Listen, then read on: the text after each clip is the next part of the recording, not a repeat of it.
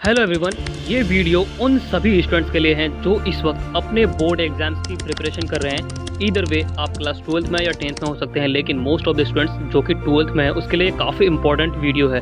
तो इस वीडियो को शुरू से अंत तक जरूर देखिए, क्योंकि आपका बोर्ड एग्जाम्स के साथ साथ आपको क्या करना चाहिए और अक्सर बच्चे क्या गलती करते हैं जो वो बहुत बड़ी यूनिवर्सिटीज़ में नहीं पहुँच पाते हैं, उनका बहुत ही ज़्यादा एक वीक पॉइंट होता है इस वक्त। जो क्लास 12th में सिर्फ पढ़े जा रहे हैं, उनका कोई आगे का प्लान ही नहीं है। तो इस वक्त जो क्लास 12th का आपका टाइम होता है बोर्ड प्रिपरेशन का, ये काफ़ी इंपॉर्टेंट टाइम होता है जो आपके लिए ये भी डिसाइड करता है कि आप आगे में किस कॉलेज में और किस तरह से आप पढ़ने वाले हैं।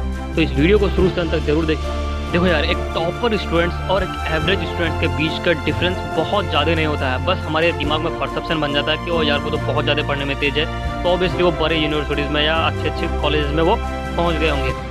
लेकिन ये बात बिल्कुल भी फैक्ट नहीं है। अगर आप एक एवरेज स्टूडेंट्स भी हैं या बिलो एवरेज भी स्टूडेंट्स हैं, तो आप भी बहुत अच्छे यूनिवर्सिटीज़ में जा सकते हैं। लेकिन उनके लिए एक आपके पास प्रॉपर प्लान होना चाहिए, स्ट्रैटेजी होनी चाहिए कि आप किस तरह से चीज़ों को रिकॉग्नाइज करते हैं, राइट। तो इस वीडियो में बताऊंगा कि एक एवरेज स्टूडेंट्स या एक बिलो एवरेज भी स्टूडेंट्स हैं, तो वो किस तरह से अपने 12th के साथ साथ कंप्लीट करने के बाद भी वो अच्छी यूनिवर्सिटीज़ में अपने फ्यूचर के लिए जा सकते हैं। तो चलिए कंप्लीट डिस्कस करते हैं इस वीडियो में।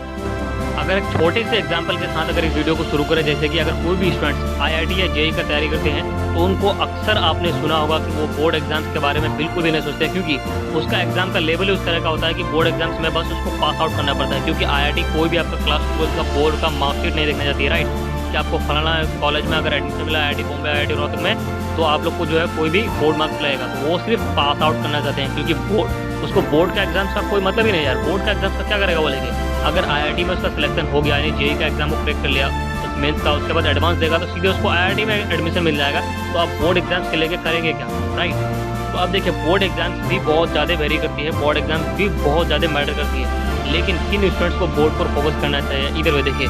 अगर हम बहुत बड़े बड़े यूनिवर्सिटीज़ की बात करें कि आप बोर्ड एग्जाम से लेके मेरिट के अकॉर्डिंग आप बहुत बड़े यूनिवर्सिटीज़ में एडमिशन पा सकते हैं, तो बात करते हैं दिल्ली यूनिवर्सिटी की। दिल्ली यूनिवर्सिटी में ऑलमोस्ट 91 कॉलेजेस में, जिसमें नो डाउट कि हाँ मेरिट के अकॉर्डिंग भी एडमिशन होती है। लेकिन आपको अगर कट ऑफ का पता चले तो आपको होश उड़ जाएगा, राइट।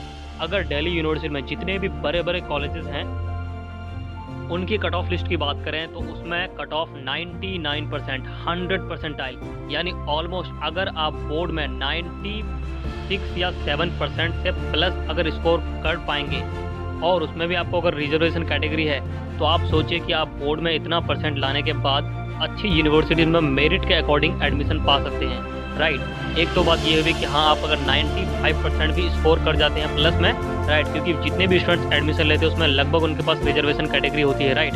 तो अनरिजर्व कैटेगरी के लिए लगभग 97-98% लाइल स्कोर करना बहुत ही ज़रूरी है, जो कि एक इम्पॉसिबल टास्क की तरह ही लगता है, राइट। क्योंकि बहुत सारे स्टूडेंट्स हैं जो उसका बैकग्राउंड अच्छा नहीं होता, तो वो बहुत बड़े या कोचिंग इंस्टीट्यूट से नहीं कर पाते हैं ऑफर। तो उसके लिए एक दूसरा ऑप्शन होता है कि आप देखिए, कॉलेजेस में दो तरह से होता है, एक तो मेरिट के अकॉर्डिंग और दूसरा आपका बनता है आपका एंट्रेंस के बेसिस पर, राइट। तो अब एंट्रेंस कब दीजिएगा कि चलो क्लास 12 का एग्जाम कंप्लीट कर लिए, उसके बाद एंट्रेंस देते हैं। ये बिल्कुल भी मत करना। क्लास 12 में आपको जो टाइम होता है वो उसी को बूस्टअप कीजिए, बस उसको बस एक लेवल अलग दीजिए आप प्रिपरेशन करते टाइम में। यानी आप जब भी प्रिपरेशन करते हैं तो अपने चॉइस के अकॉर्डिंग अपने यूनिवर्सिटी को सिलेक्ट कीजिए, या 2-3 यूनिवर्सिटी पर फोकस कीजिए। लाइक अगर जामिया, अलीगढ़, बीएचयू में, या जेएनयू में, या दिल्ली यूनिवर्सिटी में बहुत सारे कॉलेजेस ऐसे होते हैं जिनमें मेरिट के अकॉर्डिंग ही नहीं बल्कि एंट्रेंस के बेसिस पर भी होता है। तो एंट्रेंस आपका जो क्लास 12 में आप लोगों ने पढ़ा होता है, वही सारे क्वेश्चंस उन्हीं में से चुने हुए होते हैं। तो बस आपको सिर्फ एक लेवल अलग करना चाहिए कि हाँ एंट्रेंस में किस टाइप का क्वेश्चन आता है उसमें से।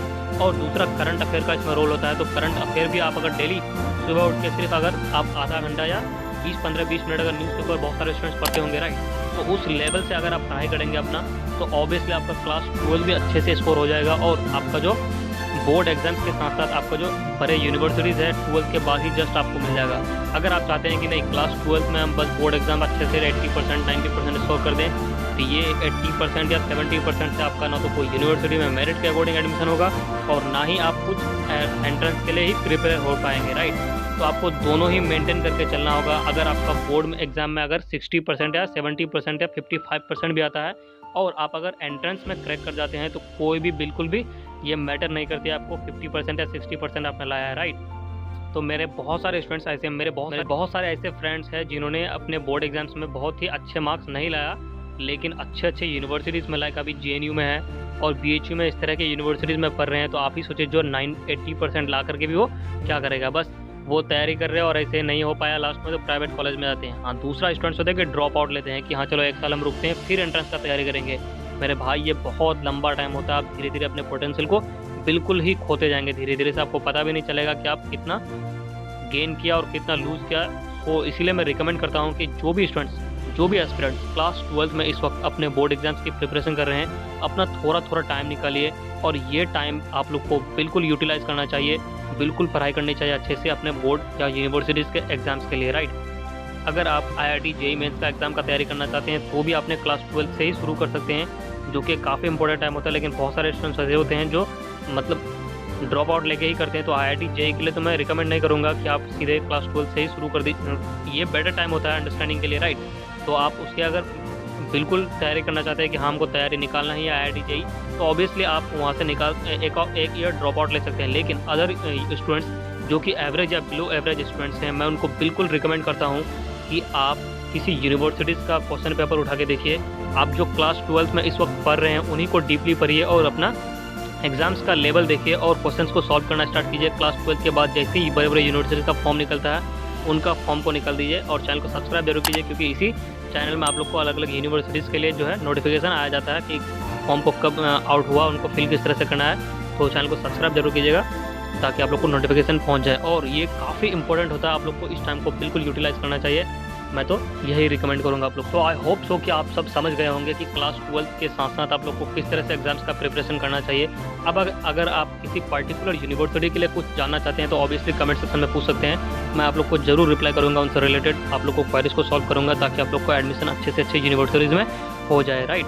अगर आप सोच रहे हैं कि मेरा क्लास 12th में जितने भी सब्जेक्ट्स हैं उनसे रिलेटेड तो मैं तैयारी कर लूँगा, लेकिन करंट अफेयर के लिए एक पर्टिकुलर वीडियो बना दीजिए, तो ऑब्वियसली अगर आप कमेंट करेंगे तो करंट अफेयर के लिए जो भी यूनिवर्सिटीज़ में पूछे जाते हैं उनके लिए क्वेश्चंस पेपर, करंट अफेयर, वो सारा वीडियोज़ में अपलोड जरूर करूँगा। लेकिन उसके लिए आप लोग को पहले मैं जानना चाहता हूँ कि कौन कौन से स्टूडेंट्स हैं जो इस तरह से थॉट रखते हैं। अदरवाइज़ आपका डिसीजन है, आप खुद ले सकते हैं। चलिए, इसी तरह के इंटरेस्टिंग वीडियो देखने के लिए चैनल को सब्सक्राइब जरूर कीजिएगा। मिलते हैं नेक्स्ट वीडियो में, तब तक के लिए धन्यवाद।